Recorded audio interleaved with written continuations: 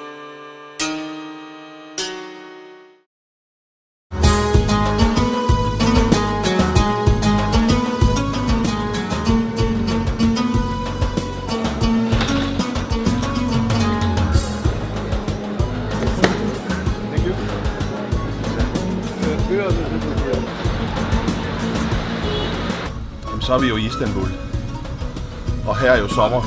Langt om længe har vi fået lidt sommer her. Der er jo 35 grader varmt. Fra en skyfri himmel.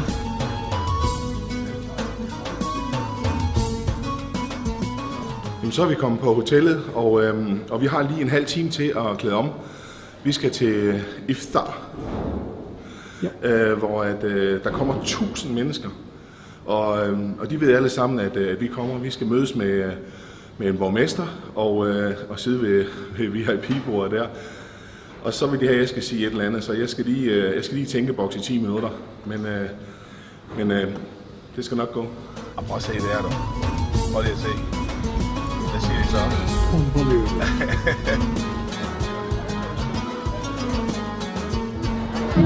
My aim is that to get the knowledge about the Ramadan and to get the knowledge about Muslims, to understand them better, because we have a lot of communication problems that non-Muslims and Muslims they misunderstand each other a lot, and that's what I'm trying to find the key to solve that problem. Ja, Bobby, der er lidt larm her. Hvorfor? Altså, jeg tror, der er 1000 mennesker, der er samlet her. Og vi er i centrum af Istanbul. على رزقك أفطرت فاغفر لي ما قدمت وما أخرت وما أعلنت وما أسررت يا ربي senin rızan için.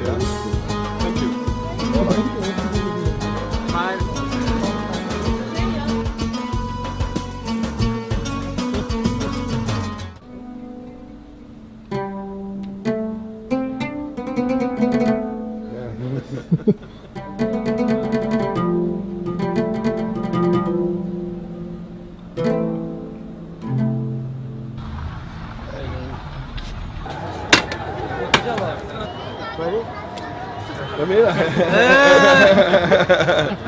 Det er det Turkish delight som is. Det er helt vildt.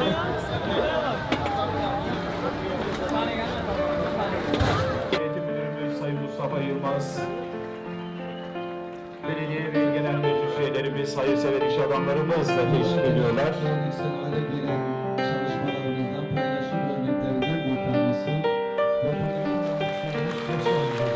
Bu arada gönüllü arkadaşlarımız soru kartlarımızı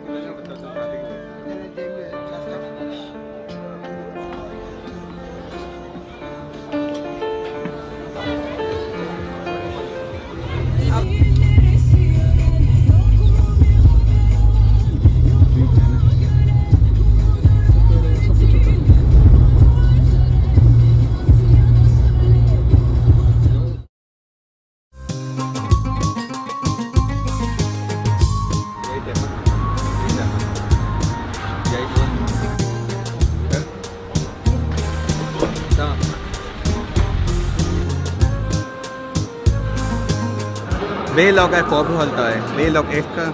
Det er sådan lidt John Free moments. Ja. Det er jo mig, der er Britney Spears. Jo, det er rigtigt, men... Ja, men det er vores job. Nogle gange kan man godt få nok af Britney.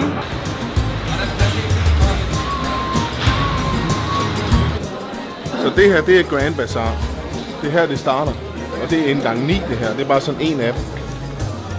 Nice leather jacket. Yes, it's really hot. Ja. Der kan du få lagt noget make-up. Nej. Det er også til herren. Nej, det skal jeg ikke have. Eller hvad er mest tyrkisk, den eller den? Det er sådan en rød en. Rød bandit der. Løjsa. Nej, det er helt vildt. Sådan. Ja. Lokum. Lokum. Det er bare brullet.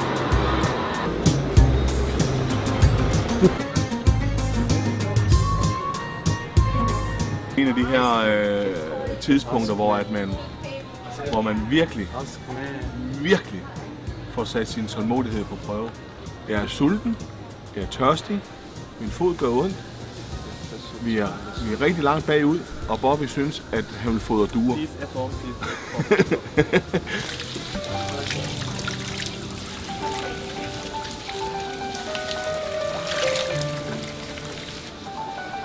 new person.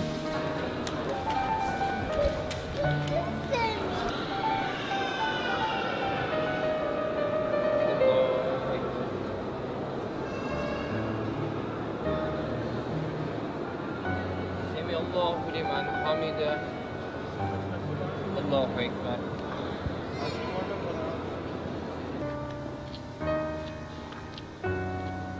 Fantastisk udsigt heroppe. Og der er broen. Min fætter. 4 dage mere, John. De hjælper mig. Canım iste canım bire sana kurban ya.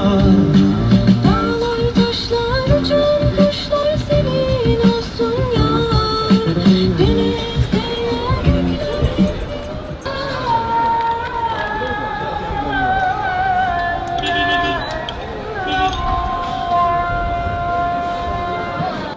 Assalamu alaikum. Marhaba. Marhaba. Sorry, do we have money? No. We have money, but we don't. We don't have coins.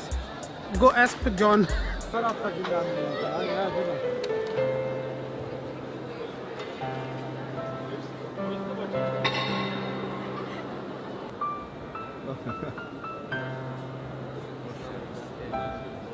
Det var så den øverste imam i Istanbul. Det var en stor ære. Det var en stor ære, ja.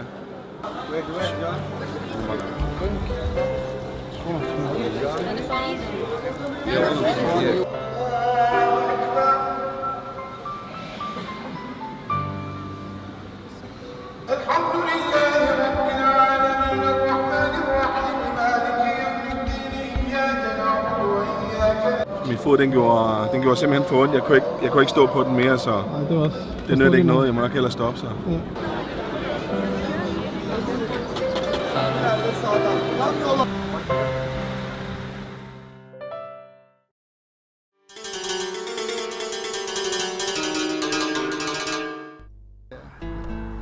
Oh, amazing! Look at that.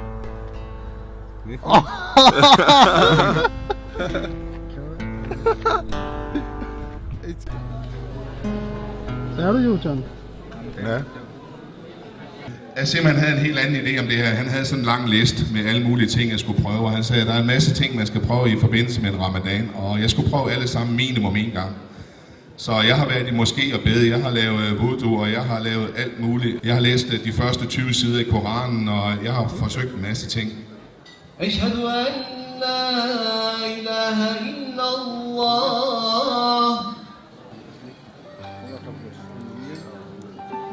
Ya Ramazan'la aram bozuk da bizim bakkal Ramazan'la aram bozuk ya.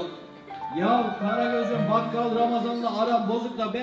Så jeg har jo lyst til at give dig en udfordring. Jeg tror nok, at jeg tænker mig godt og godt. Jeg tror, man bliver rigere menneske af at møde andre og lære om andres måde at leve deres liv på. Ja. Så kan man jo altid finde ud af, at man bliver styrke i, at man selv er valgt rigtigt, eller man får lyst til at vælge noget andet. Men problemet er jo, at vi langt hen ad vejen ikke mødes. Vi skal gøre noget her begge veje for, at det her kommer til at fungere. Men der er jo stadigvæk nogle yderpunkter begge steder, som der er lidt svært at få revet ud af bussen, ikke? Ja, det er da bare i orden. Jo, selvfølgelig. Bare kom. Selvfølgelig. Jeg bider ikke. Jeg har ikke bidt nogen endnu. Der går en uges tid, jamen så er man jo over det, ikke? Og så bliver det jo hverdag igen, ikke? Man bliver sådan helt rørt. Jeg synes, det var første gang, jeg hørte historien, der var bare sådan helt vildt. Altså sådan, tænk du gør det, og tænk, jamen altså det er helt uvirkeligt på en eller anden måde.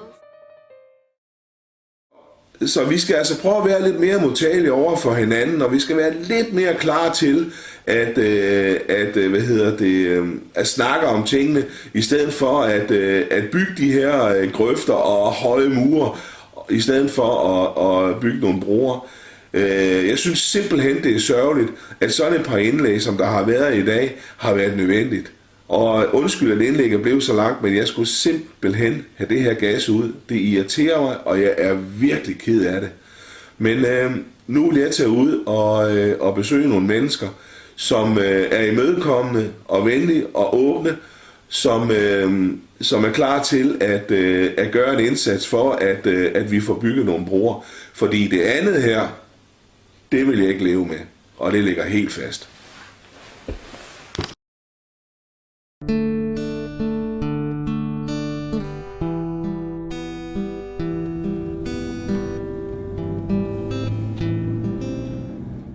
det gjorde så ondt i min fod, at sveden bare stod så ned af panden på mig.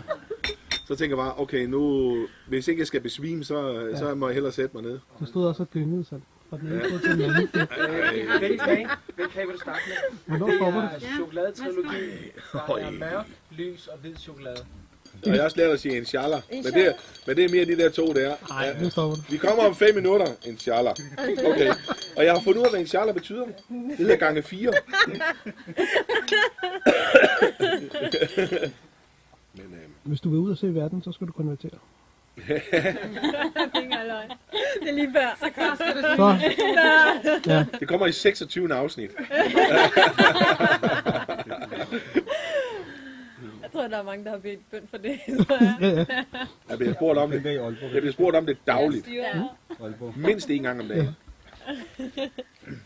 Vi var oppe i Aalborg her forleden, eller? Det var lidt et par dage siden, faktisk. Ja. John, han har blevet, grebet af de der ældre herrer der. Ja. Og de sådan 4 herrer, der er sådan dannet ring om mig. Det var en stor ære for dem, da jeg blev muslim. I deres aktivitetscenter der. Det var de simpelthen, og de blev ved, og de blev ved. Så kom den ene muslim. Og de der 2 fædre der, dengang de begyndte sådan rigtigt, der var sådan 3-4 stykker, der sagde muslim til mig hele tiden, ikke? Så forduftede de 2 fædre der. Så forsvandt de bare, så blev de bange. Så sad jeg der helt alene tilbage. Men de var godt nok, de var meget pågående, må jeg sige. Det var sådan rigtigt. Og så kom vi tilbage sådan 2 timer senere. Ja. Og så sad de udenfor og sad og røg sig. Stor røg, ja. Så spurgte vi ankonverteret. Nej, der skal nok mere til. Ja, der skal mere til, ja.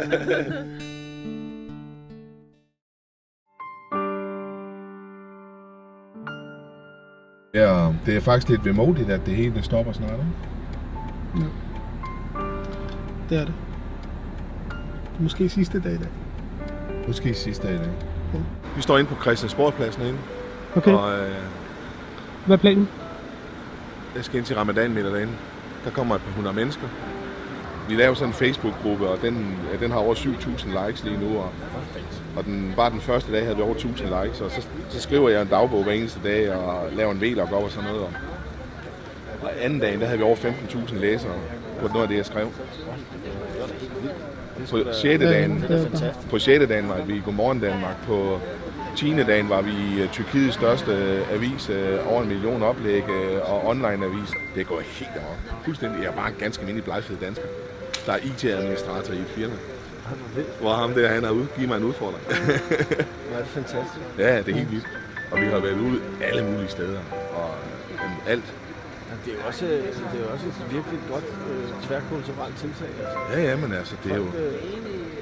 For læst noget om det, og deltager i det, i stedet for at sidde og kigge på det udefra. Det har skabt noget debat, kan jeg love dig. Ja. Og det er jo, vi får jo invitationer fra hele verden. Hele verden. Hvis jeg skulle have taget jer til alle de middage, jeg blev inviteret til, så skulle min ramadan være 4 måneder.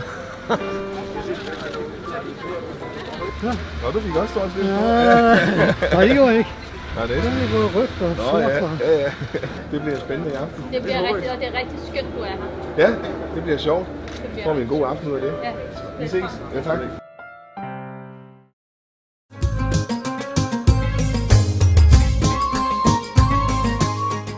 Har du fået is i dag? Ja. Det var godt. John, prøv lige at vente om.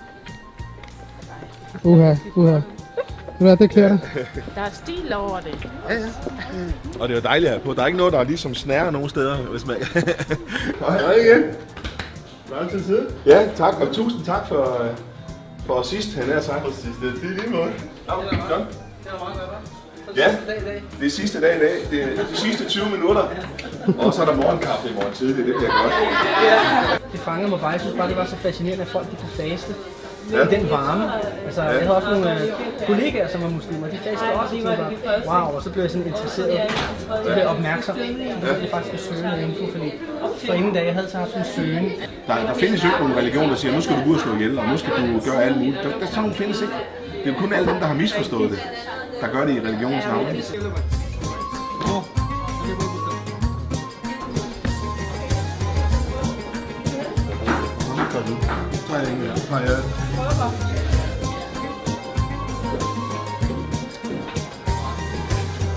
Det var det dejligt. Det er næsten bedre end kakaoejeren. Hvor tak. Skal du have nogle farver? Det skal jeg lige love for. Sådan der. Jeg kan ikke spise alt det her. Simpelthen. Og så står der spicy chutney. Det skal vi også lige have ved. Det tager vi lige her. Sådan der. Tak fordi vi må komme. Velkommen. Tak til at komme i hvert fald. Ja. Jeg kan slet ikke forholde mig til, at jeg kan få morgenkaffe i morgen tidlig. Men det er rigtigt, hvad du siger. Det er sådan lidt med dårlig samvittighed, men sikkert drikker det første kop kaffe. Salam alaikum, brødre og søstre, fædre og kusiner. Så er ramadanen over. Vi kan drikke morgenkaffe i morgen tidlig, og Eid-festerne starter. Det bliver en kæmpe fest. I morgen, Valbyparken i Valby, mellem klokken 9 og klokken 14. Der hilser vi på. Rigtig god Eid.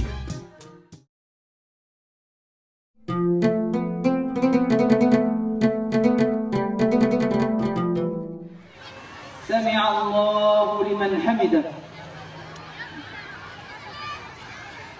الله أكبر Jo, altså det har været pragtfuldt vejr i dag. Ja, for delen. Heldigvis. Ja. Hvordan var det, synes du? Jamen, det er flot.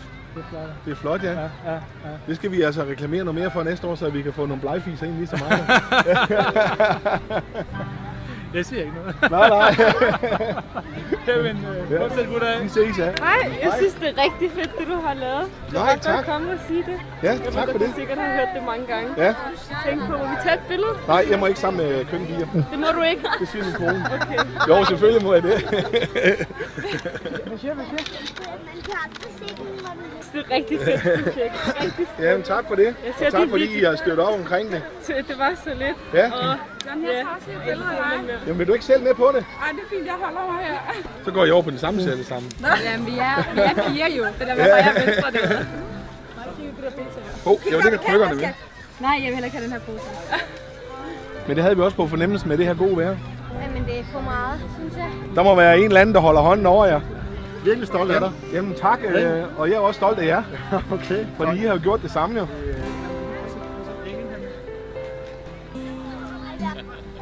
Vi har lidt købt vand for 200 kroner, mand. Nej. Det er jo ganske få detaljer, der skiller os ad, hvis man snakker kristne og muslimer og jøder. Ej, er det hjemmebag det der? Det er hjemmelavet. Jeg tager lige en enkelt. Ja. Også det... Men jeg synes, det er rigtig flot. Det synes jeg håber, du ved, at de 18-20.000 har været her i dag. Jeg synes, det har været så imponerende. Okay. Det håber jeg, du ved.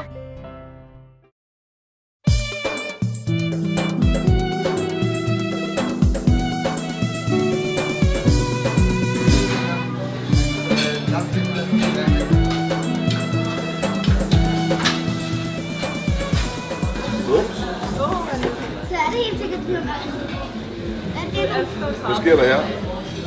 En kaffekande. Det er noget, du har savnet. Er det? Nej, hvor er den flot. Tusind tak. Tusind tak. Så er der kaffe.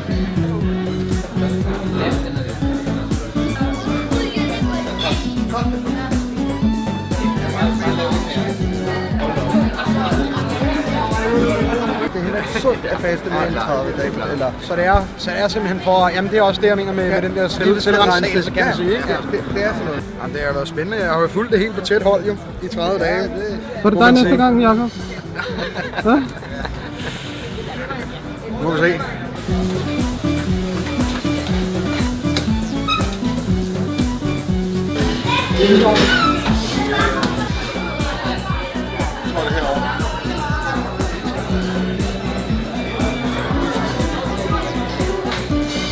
Fantastisk billede. Rigtig godt, det kører. Tak for jer. Asim og Bobby ønsker alle en rigtig god Eid. Mubarak. Mubarak, ja. Mubarak. Mubarak, ja. Mubarak. Ja. Eller Eid Mubarak. Ja. Alle jer derude, der følger 30 Days of Ramadan. Ja. Det er stort. Det er stort. I har gjort det til noget specielt. Og John, vores fætter, stor respekt. Stor respekt til John. Stor respekt til John.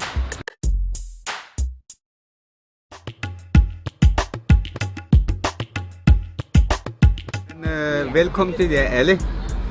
Og vi er her mig, Asim og selveste jeres kære John. Facebook John. Facebook John. Og John vil gerne lægge ud med at sige, hvor vi er henne. Det er Islands Brygge. Islands Brygge. Yes. Det er aftenshowet. Aftenshowet, yes. Og det er, vi er på om 40 minutter. Vores klipper, Jakob, det er ham. Han har også været kaffehenter i dag faktisk. Og blomsterholder og blomsterpine og mange andre ting. Men det kan I lige se i en anden vel også. Faktisk så... Ja. Jakob, fik du stemme med? Det er Anne Linnet. Og hun står over bag ved kameraet. Hun står lige bag ved kameraet. Det er næsten lige så godt som at få taget et billede sammen med hende. I ser simpelthen til at være nogle rå børster. Det er vi også. Vi er nogle frygtelige rå bananer. Ja, det er godt. Ja. Men hvad er banditter? Altså inde på Rigshospitalet, og så mine fysioterapeuter, der skal genoptræne mig, de siger, at det kan ikke lade sig gøre at gøre det der uden det smertestillende, du skal have. Det kunne det så. Det kan altså. Jeg har også astma, den kan jeg heller ikke tage. Nej.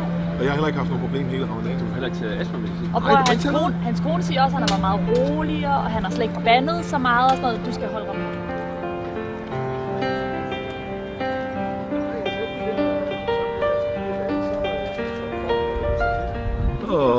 Jakob, er det godt nok? Skal vi lave den der? Ja, det skal nok. John, det skal nok gå. Ja, det skal nok gå. Altså, nej, det er rigtigt. Du skal lige drikke den der. Ja, drik den der. Man skal lige have smile frem jo. Så er du de her på, mand. Jeg ved ikke, om jeg har fået sminke på. Vi var blevet sminkører, jo. Nå ja, de har fået sminke på, begge to. Jeg har ikke god på det.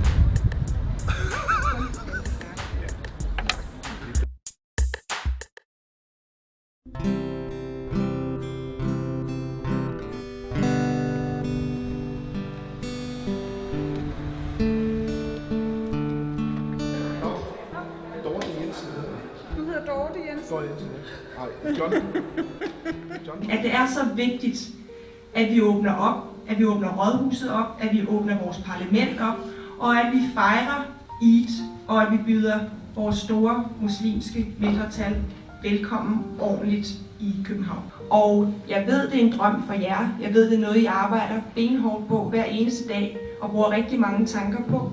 Men jeg lover jer for, at det også er en fælles drøm for mange politikere. Og jeg lover jer, at vi vil blive ved med at arbejde, indtil I får en ordentlig moské i København, sådan så I også kan få lov til at fejre jeres højtider, jeres religion under ordentlige forhold. Tak fordi I kom.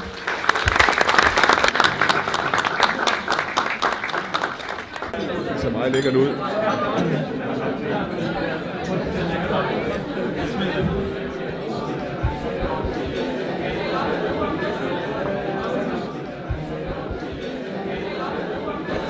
Skal du i gang med buffeten, eller? Skal vi ikke det? Jo, vi er jo i gang med 6 more days. Den var god. Altså, har du personlig faste? Ja, jeg faster også nu. Okay, men faktisk har du ikke. Hvorfor faster du nu? Er det ikke slut? Nej, hvis man måneden efter ramadanen, hvis du faster i 6 dage, efter Eid er overstået, hvis du faster i 6 dage den måned, der kommer efter, den 11. måned, så får du 2 ekstra måneder, det vil sige, så har du fastet, som ligesom du har fastet et år. Deep fast. Oh, you're the John. I heard about it. Good day, John. Good day, John. Thank you. Så ellers jeg vil have kontaktet Rosdag for. Jeg synes, det var flot. Men det er ikke derfor, vi går med krykker, vel? Nej, jeg blev opereret i hælen, så jeg har smadret min hælrodsknogle, så den har det lidt hårdt. Det har gået rigtig Hvis meget. nogen ser dig nu, så siger det på grønne fasten. Ja, det er så. Ja, se hvor farligt det er.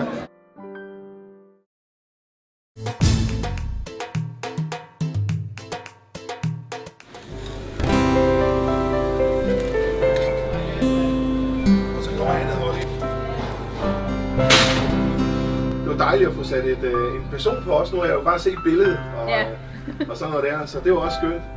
Louise, der er vores PR-woman, sammen med sin mor. Så skal jeg jo ryge vandpip sammen med Margrethe i morgen jo. Hun er jo også storryger. Jeg skal da mødes med dronningen i morgen. Også i forbindelse med det? Nej. Nå, okay. Nej. I forbindelse med det? Så er vi til gengæld noget langt. Så sagde jeg okay. Det er fejlet.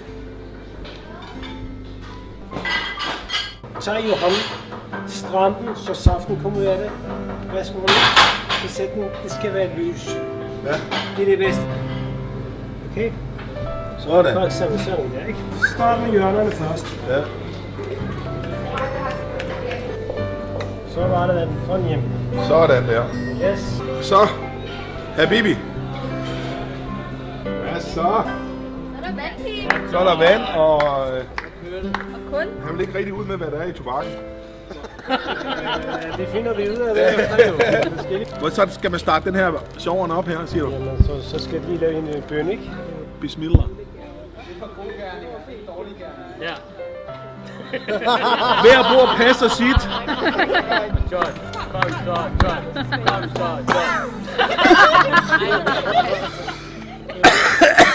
Det er første gang i mit liv. Så ned i lungerne med.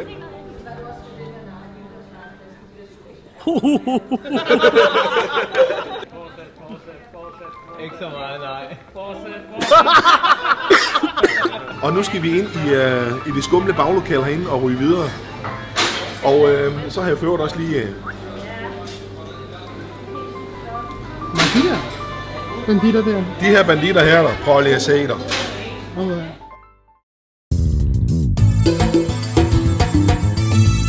Vi har skænderi, fordi at, vi vil ikke jagtsæt. Der er ikke andre, der har jagtsæt på CSM. Men det er jeg helt sikker på, at borgmesteren vil have. John og Akima får mig til at tage jakkesæt på. De har lavet om på min personlighed. Ja, vi skal ned have noget mad. Det er det, der er det allervigtigste. Lige et øjeblik, John. Jeg er virkelig skuffet lige nu. Det er jeg. Jeg tror, vi er det eneste, der kommer i jakkesæt. Hvorfor skulle I absolut have jakkesæt på?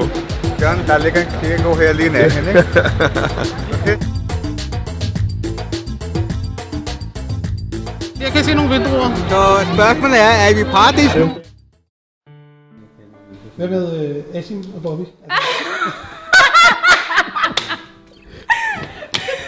Altså Danmark har haft brug for det her.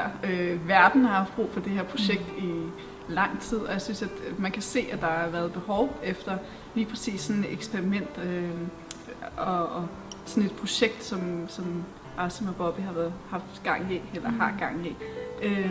Når man ser på, at det er sådan blevet internationalt, og der er folk rundt omkring i verden, der sidder og følger med, så det er fantastisk, og de skulle mange klap på skuldrene. Ja. Herfra. Og jeg håber virkelig, at Bobby og Asim fortsætter med at lave sådan nogle vigtige ting som det her. Det synes jeg er fantastisk. Jeg håber virkelig, at I åbner op for øjnene for rigtig mange i fremtiden, også med andre projekter.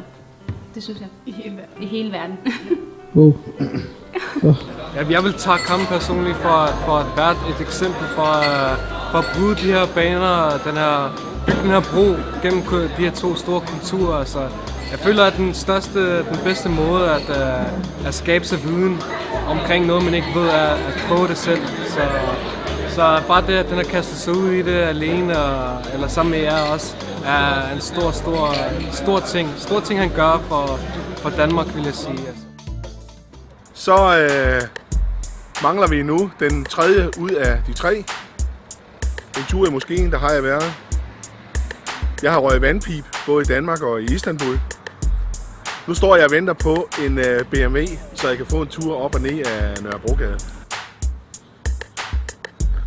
Så er jeg klar. Dag Martin, velkommen til. Tak skal du have. Og så, skal vi lige have en tur i Bemmeren der? Den er sprød.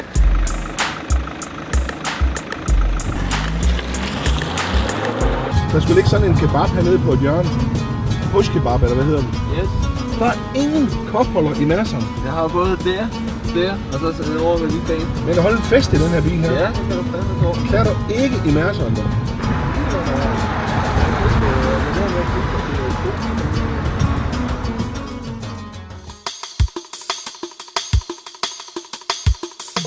Salamo efter præg.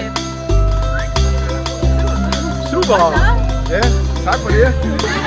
Eid Mubarak! Eid Mubarak! Eid Mubarak! Ja, så skal det nok gå. Ja. Tak. Ja, det er godt. Ja, tak. Eid Mubarak!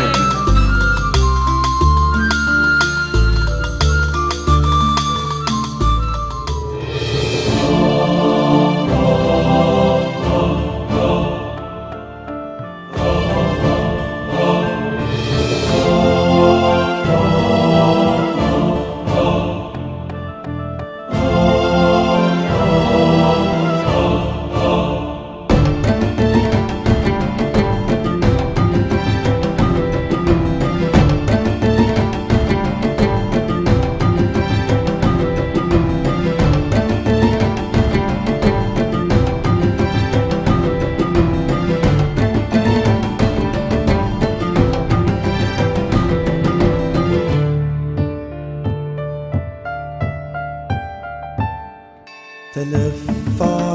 نجما بأيدي السماء وأزهرت في محفل الأنبياء فأضحى بمحرابك المنتهى وأصبحت سيدة للنساء لأن ابتهالك روض الجنان تبشر طول الرضا والحنان ولم يبق بين مصلك يدعو خشوعا وعرش الجلال مكان.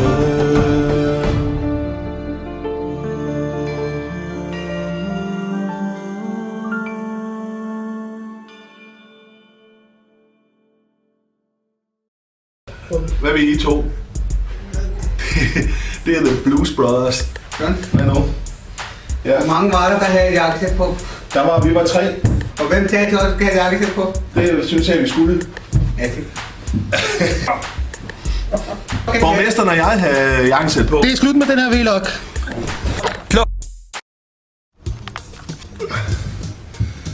Så Bobby og Sim, de rendte rundt i de her jakkesæt og svedte som små hunde. Så indtil at vi bliver gode venner igen, så må vi endelig ikke huske og specielt hernede i varmen, for jeg skal lige hilse at sige, at der er dejligt hernede varmt i Tyrkiet. Så husk at drikke noget vand.